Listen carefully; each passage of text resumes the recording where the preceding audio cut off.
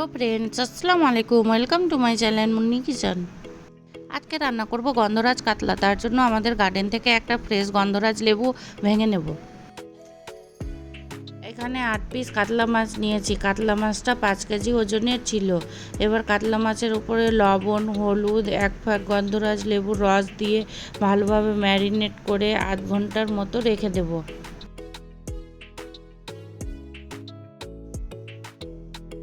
এবার একটা পেস্ট তৈরি করে নিব। 6-7টা কাঁচা লঙ্কা, 1 কোয়া রসুন, 1 টুকরো আদা, 2টো মিডিয়াম সাইজের পেঁয়াজ একটা মিক্সিং জারে দিয়ে একটা ফাইন পেস্ট তৈরি করে নেব।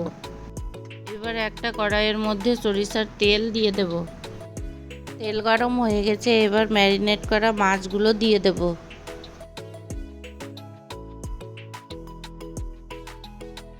মাছের দুপার লালচে কালার করে ভাজা হয়ে গেছে, তুলে নেব।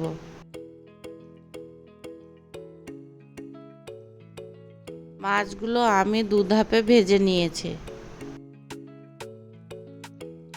এবার মাছ ভাজা তেলের মধ্যে 2টো শুকনো লঙ্কা, 1/4 চামচ কালো জিরে ফোড়ন দিয়ে বেটে রাখা মশলাগুলো দিয়ে দেব। এবার মশলার মধ্যে স্বাদ মতো লবণ, পরিমাণ মতো হলুদ দিয়ে ভালোভাবে মশলাটা কষিয়ে নেব।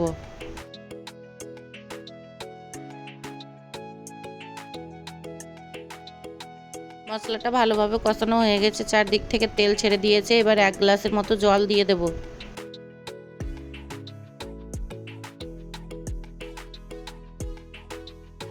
জলটা ভালোভাবে ফুটে গেছে, এবার ভেজে রাখা মাছগুলো দিয়ে দেব। ঝোলের মধ্যে মাছটা ছাড়ার পরে 10 মিনিট জাল দিয়ে গন্ধরাজ লেবু চাকা চাকা করে কেটে দিয়ে 5 মিনিট জাল দিব। তারপরে গ্যাসটা বন্ধ করে দেব। রান্না হয়ে গেছে গন্ধরাজ কাতলার রেসিপি। এইভাবে রান্না করলে খেতে দারুণ লাগে।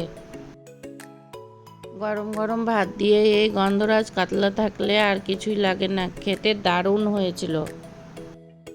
মাছটা খাচ্ছি যখন, তখন একটা গন্ধরাজের স্ট্রং ফ্লেভার আসছে। আমার রেসিপিটি ভালো লাগলে আমার চ্যানেলটি সাবস্ক্রাইব করে লাইক, কমেন্ট, শেয়ার করে দিবেন প্লিজ।